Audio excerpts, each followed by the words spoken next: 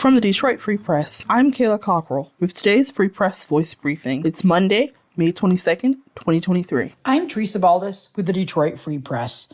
After 18 months behind bars, the parents of the Oxford school shooter are appealing to the Michigan Supreme Court.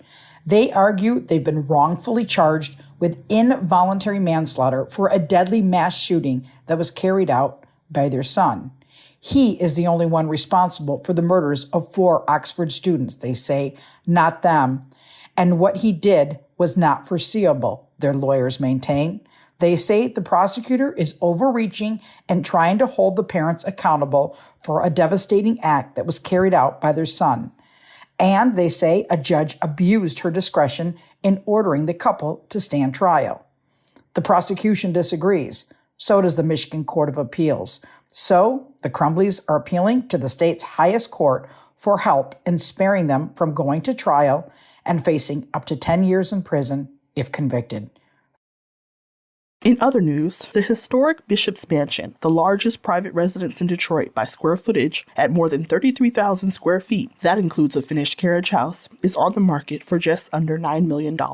The massive home in Palmer Woods neighborhood, with 12 bedrooms, 14 bathrooms, and 10 fireplaces on 2 acres, is undergoing some work, with plans to complete landscaping and pool this spring. The 3-story brick and limestone house, completed in the mid-1920s, was once owned by the Catholic Archdiocese of Detroit and home to the Catholic Bishop Michael Gallagher. It was sold to a private owner, Detroit Piston John Sally, in 1989, before being sold in 1995 to Great Faith Ministries International. Bishop Wayne T. Jackson of Great Faith Ministries International and president and founder of the Impact Network, the largest African-American Christian television network in the country, sold the landmark property to a California investor for more than $2.5 million in 2017. As work continues in Detroit, the goals are to take inspiration from the historical structure and restore and redesign select interior areas and grounds.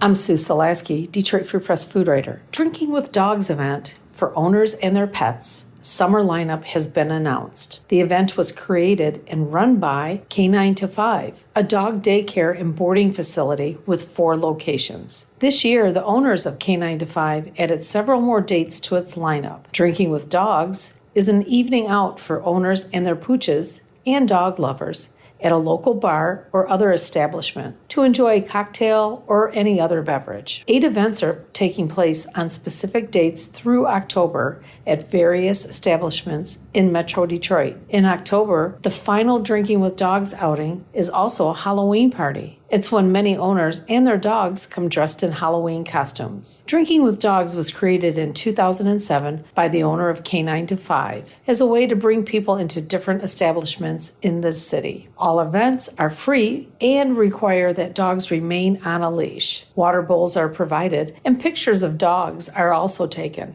I'm Jenna Prestininsi for the Detroit Free Press.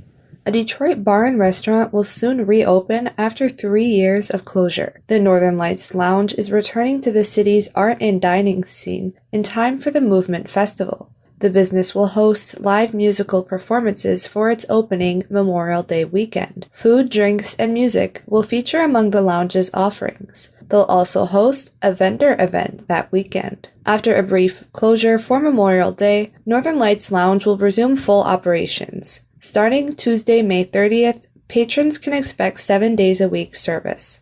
For more stories from the Detroit Free Press, be sure to check out freep.com. That's FREEP.com.